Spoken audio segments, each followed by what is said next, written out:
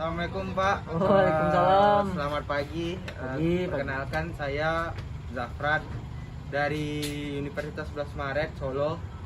Sekarang kan karena lagi pandemi, jadi saya ada tugas praktikum untuk melakukan penyuluhan kepada masyarakat. Jadi saya memilih Bapak untuk menjadi sasaran sasaran penyuluhan saya, karena Bapak berada di lingkungan masyarakat saya. Perkenalkan, nama Bapak siapa Pak? Kenalin, nama saya Pak Putra. Ya. Saya asalnya dari Tanjung Pinang. Saya asli sini. Ya. Jadi sekarang itu Pak, kami itu sedang mengangkat tema tentang penyuluhan ke petani-petani gitu. Tapi untuk saya sendiri, saya ingin mengangkat tema tentang, karena di daerah kita ini kan petani kan kurang terlalu banyak ya. Iya. Kita itu kan daerah yang perkotaan. Seperti yang kita lihat di sekitar kita, kecamatan-kecamatan di sini kan petaninya agak kurang. Jadi saya inisiatif sendiri untuk menyuluhkan sesuatu yang berkaitan dengan pertanian, tapi yang bisa kita kita terapkan di rumah-rumah masing-masing kita, di rumah-rumah di sekeliling komplek Di kita lingkungan ini. rumah kita berarti Ya, gitu benar. ya.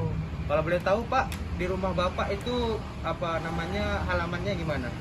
Kalau pribadi rumah saya halamannya nggak begitu luas, tapi kalau sekiranya menanam tumbuhan-tumbuhan atau pertanian kecil gitu, hidroponik dan lain-lain yang skala kecil bisa. Ya. Tapi kalau untuk yang besar, untuk skala besar nggak bisa.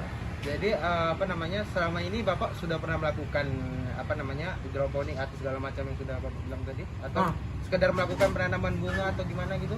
Nah, ini menarik sekali nih. Ya. Saya udah pernah ngelakuin itu, cuma kegiatan tani yang saya lakukan ini jarang berhasil karena kan saya juga nggak begitu punya basic tani. Nah, saya beruntung sekali nih ketemu Anda. Kalau Anda menyuluhkan soal pertanian ke saya yang Nah, jadi selalu gagal. perlakuan Bapak itu sudah benar sebenarnya. Kita kan seharusnya bisa menerapkan pertanian itu secara masing-masing individual di rumah kita.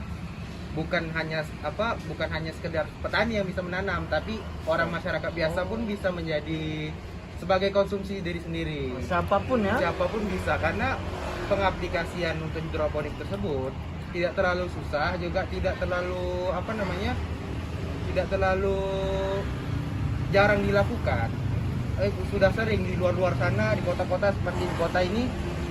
Ini di kampung ini udah banyak orang melakukan di halaman mereka penanaman hidroponik atau menanam buah dalam pot gitu.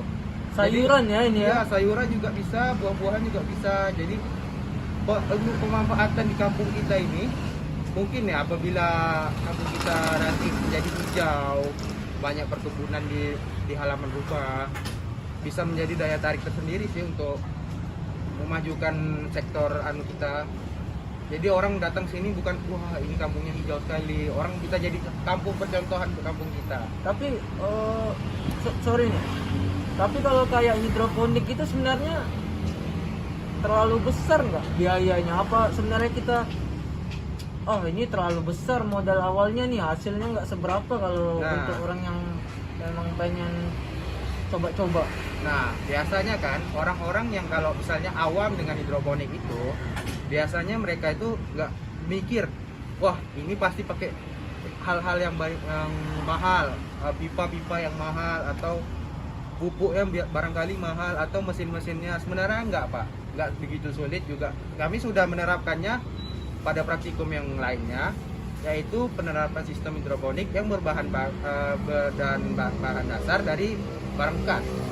Nah, jadi barang bekas seperti seperti styrofoam, plastik, botol. Jerigen Nah, gitu ya? iya bisa diterapkan di depan rumah. Jadi, nah seperti Bapak bilang tadi kan, penyakit-penyakit yang kadang hidroponik itu suka layu sendiri, atau kekurangan, itu biasanya kekurangan nutrisi Pak. Nah, jadi dalam hidroponik itu kan mereka kan langsung menyerap ke dalam air kan. Nah, jadi sistem mereka itu tidak mendapat unsur hara dari tanah.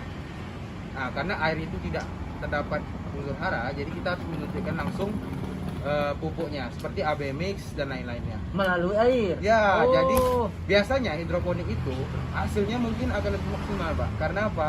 Nutrisi yang dia serap juga mikir, wah ini pasti pakai hal-hal yang mahal, pipa-pipa yang mahal atau pupuk yang barangkali mahal atau mesin-mesinnya. Sebenarnya enggak, Pak. Enggak begitu sulit juga. Kami sudah menerapkannya pada praktikum yang lainnya, yaitu penerapan sistem hidroponik yang berbahan bahan dasar dari barang bekas. Nah, jadi barang bekas seperti apa namanya? Seperti styrofoam, plastik, botol. Jerigen-jerigen Nah, gitu ya? iya bisa diterapkan di depan rumah. Jadi, nah seperti Bapak bilang tadi kan, penyakit-penyakit yang kadang hidroponik itu suka layu sendiri atau apa namanya kekurangan, itu biasanya kekurangan nutrisi, Pak. Nah, jadi dalam hidroponik itu kan mereka kan langsung menyerap ke dalam air, Pak. Nah, jadi sistem mereka itu tidak mendapat unsur hara dari tanah.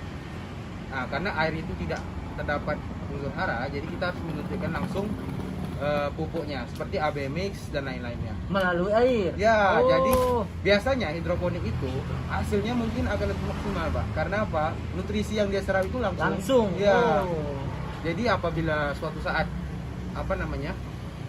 Kita walaupun kita nggak punya budget yang banyak, tapi kita ingin melakukan hidroponik, ya udah kita pakai aja barang-barang bekas seperti pipa bekas, kayak botol bekas, itu kita terapkan styrofoam, kita susun-susun aja disambung-sambung, terus kita lakukan apa namanya?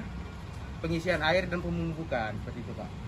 Tapi intinya hidroponik ini di vitaminnya ya, di Iya, vitamin yang vitamin. langsung ke tumbuhannya melalui Iya, benar. air itu. Benar sekali, Pak. Oh, mungkin salah satu faktor yang bikin gagal tuh vitaminnya mungkin saya Iya, nggak ada. iya, Soalnya betul. kira saya ya air aja. Karena Saya kalau nggak air tahu. saja kan berarti dia tidak menyerap nutrisi apapun, Pak. Mungkin Bapak suatu saat kalau misalnya kita mau menerapkan, Bapak boleh panggil saya karena saya akan berdedikasi juga di Sukabumi